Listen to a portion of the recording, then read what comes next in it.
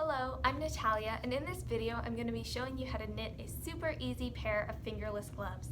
This video is for our new yarners group, so if you haven't already signed up to that, make sure you do.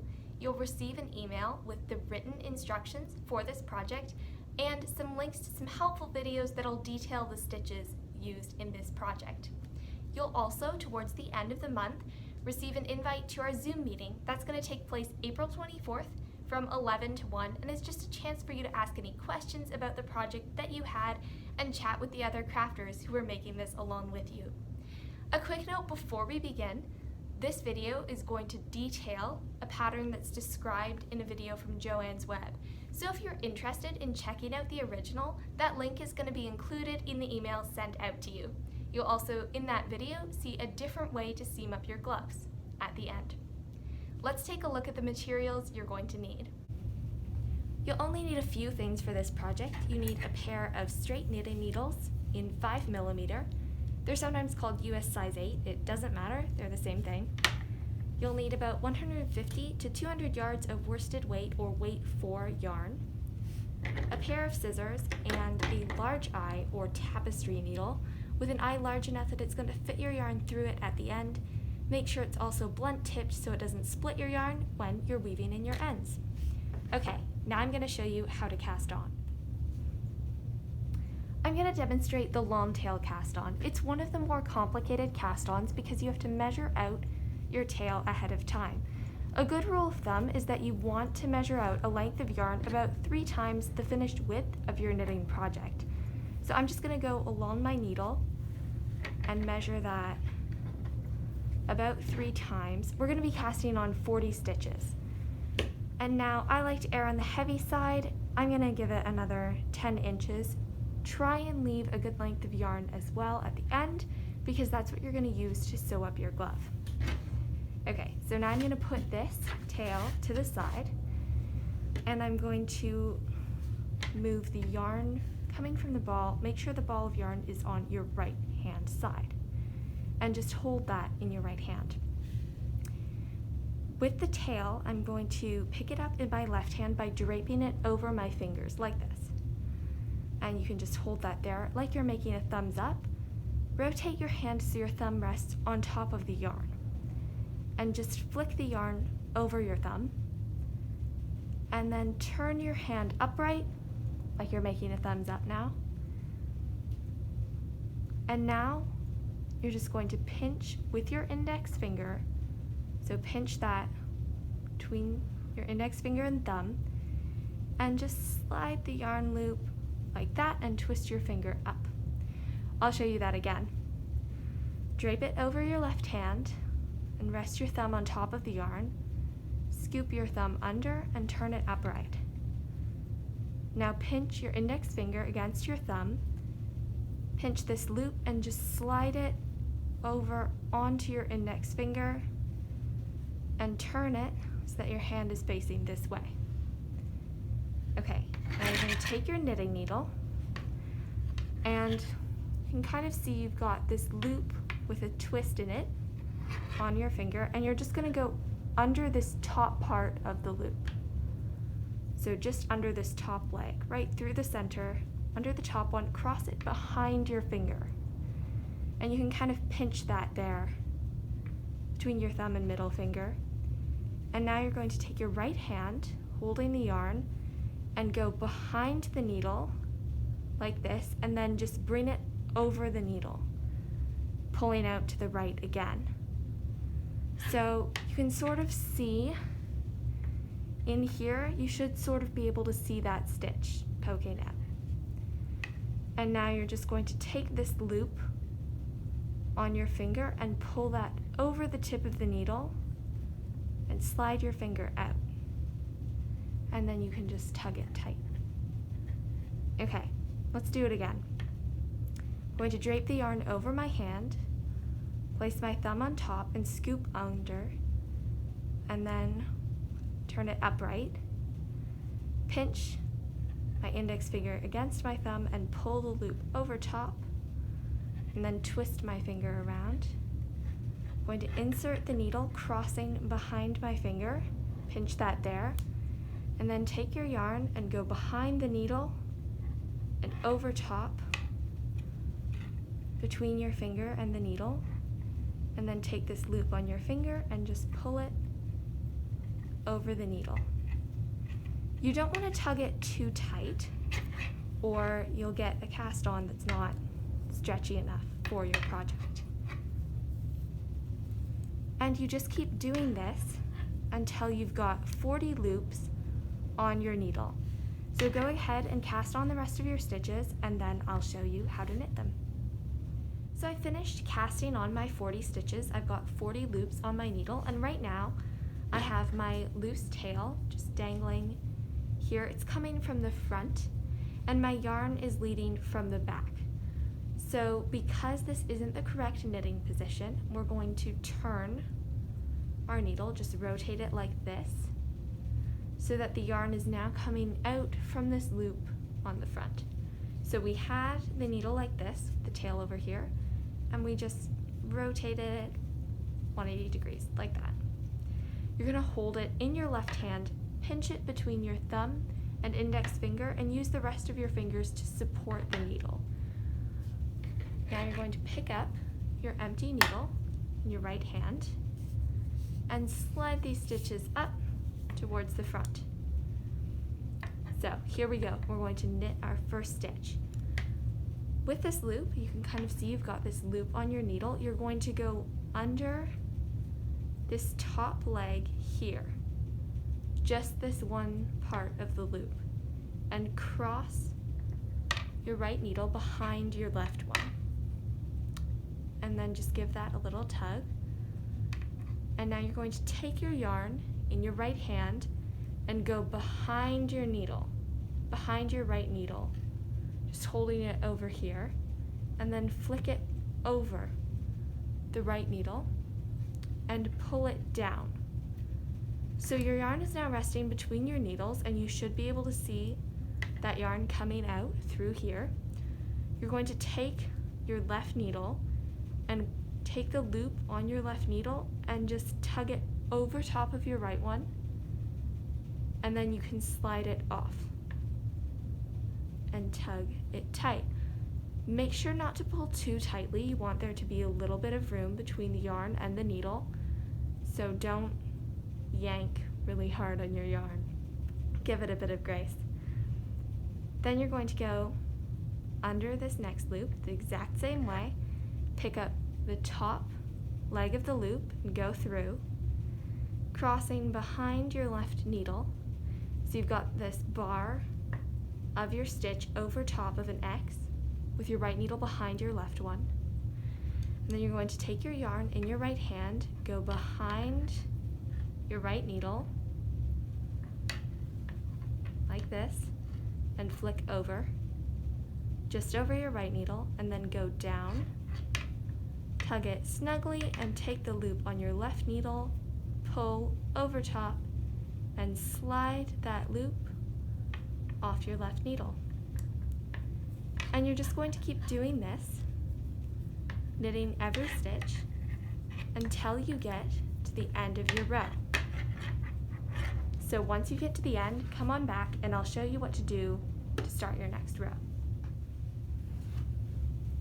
So we're almost there. We've knit to the last 2 stitches on our row, and you're just going to knit these 2 exactly like the others, going into that loop just under the first bar, crossing behind your left needle, taking your yarn, wrapping around, and tugging off.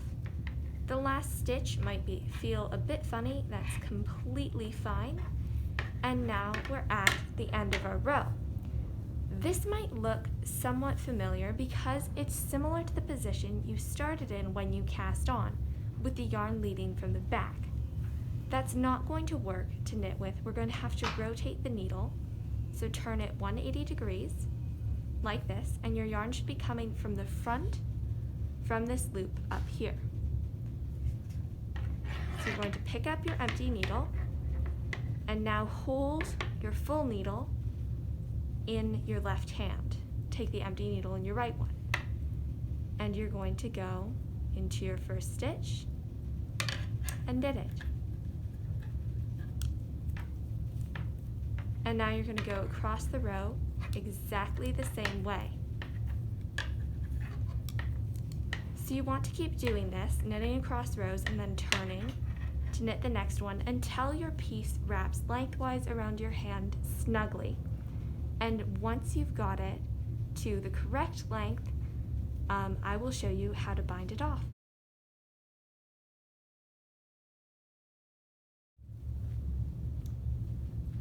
So we've done it. This piece is now long enough that I can wrap it snugly around my hand lengthwise just by pinching these ends together.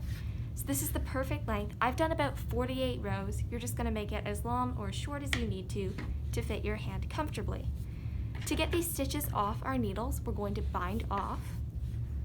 So you're going to start by knitting your first 2 stitches just like normal. 1, 2, but then instead of going on to knit the rest of the row, you're going to take your left needle and go into that second loop on your right needle. So you're just taking the tip and inserting it under that top bar of the loop on your needle. So you should be in the center of that loop, but bring your left needle around to the front. And then you're just going to flick it over this first loop on your needle and kind of pinch that loop down, and then slide the loop on your left needle over the tip of your right one. And you can pull your left needle out. Then you're going to knit another stitch and do the exact same thing, going into the center of that loop, flicking it over this first stitch, and pinch that stitch down so it doesn't go anywhere, and then flick it over the tip of your needle. Knit another stitch, go into that loop, pull over top, and slide your loop off. Now it's bound to happen at some point. You're not going to be able to pinch that stitch down enough, and when you try to pull over, you're going to take the stitch with you. If that happens, don't panic. You can just pick the stitch up and insert your needles back in, and then you can keep going. Knit a stitch and tug it over top. And you're just going to do that until you get to your last 2 stitches. So go ahead and bind off the rest of your stitches, and then I'll show you how to deal with those last 2.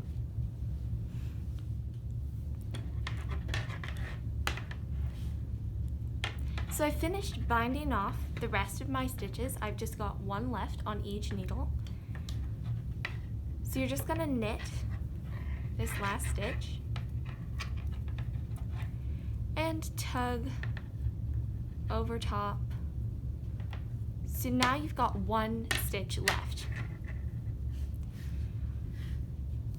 And just tug that loop out so that it's long, nice and long, and then take your scissors and measure out a long tail of yarn, maybe 10 inches or so, maybe more. I like to leave my tails very long. Just cut it and then give this a tug so that you pull your tail all the way through. Like that. And that just gives it a small knot at the end so it's not going to come undone. And now we're going to seam up our piece. So take your tapestry needle and just fold your glove over. Now you'll notice because I ended on the wrong side of the work, I've got both my tails on the same end. So when we finish seaming up the first part, I'm going to cut a second length of yarn to do the top. If you ended on the right side of your work, you're going to be able to use your tail because it'll be on this side for both of them. As it is, I'm just going to use the top tail. So you just want to thread your tapestry needle, give it a couple inches, and I don't use a fancy seam, so this seam is going to be visible, but try and line up the stitches at the top and the bottom. So I'm going to start with my yarn coming from the side I bound off on. And I'm going to go into the first stitch of my cast on edge and come through here again. And just tug that tight. And then I'm going to go over to the second stitch, my cast on edge, going into this one. So this is basically just a whip stitch I'm doing up the side. Going into that top loop,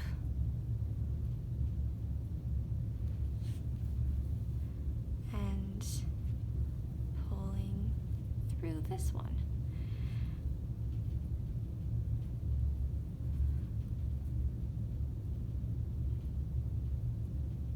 If you've lined it up right, you should sort of be able to see the stitch bars next to each other if you pinch it closed, like this. And those are the bars I'm going into.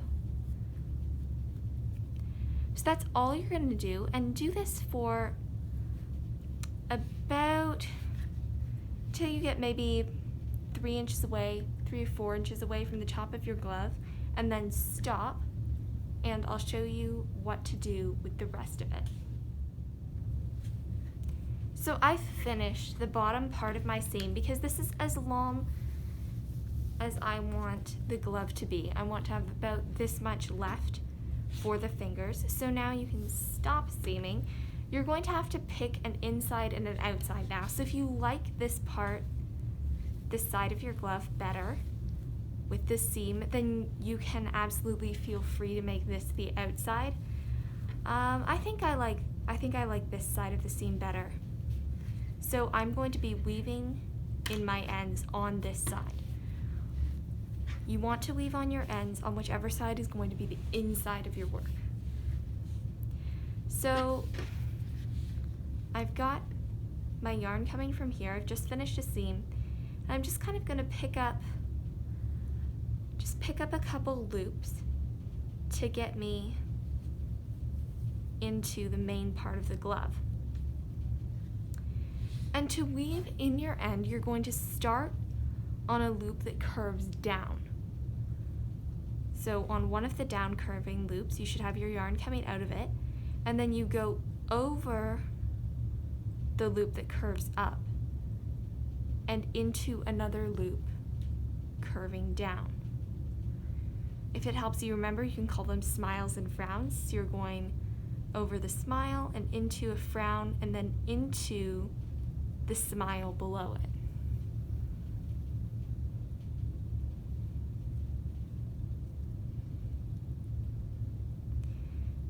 And then you go up across the smile and into the 2 frowns.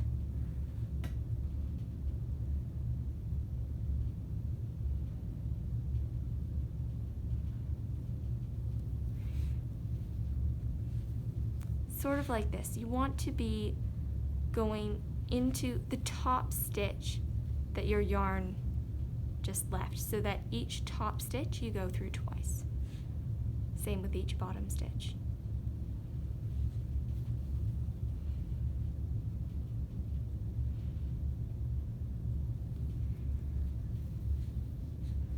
And I'm going to go in a couple more times. This will keep your end very secure, so it's not going to come out at all. You could probably stop now. I really don't want my seam to come undone. I'm going to keep going a bit longer. If you're using a yarn other than wool, if you're using an acrylic, it might be a bit slipperier, but this wool will probably stay in there pretty tightly. So now I'm going to take my scissors and give this a little tug and just snip it. So now, if your tail was over here, you could take that and seam down to leave a small, maybe 1-inch gap for your thumb. Try it on, to see how wide you do want that gap to be. I'm going to do that now. So I'm going to seam from the top for probably about an inch. And then I'll weave in my ends. So I will show you that when I have finished. Okay, I am done my glove. I just went ahead from the top, starting with my tail up here, and seamed down the exact same way I did from the bottom. I ended up leaving about a 1.5 or 1.25 inch gap for the thumb, and I'm really happy with the fit. I like the size of the thumb hole, and I like the length on my fingers. If you're nervous about how far to seam your glove, just keep trying it on as you go, and then you'll make sure to get a fit that you like. So you're just gonna repeat these exact same steps to make the second glove, and then wear your pair of hand-knitted gloves with pride.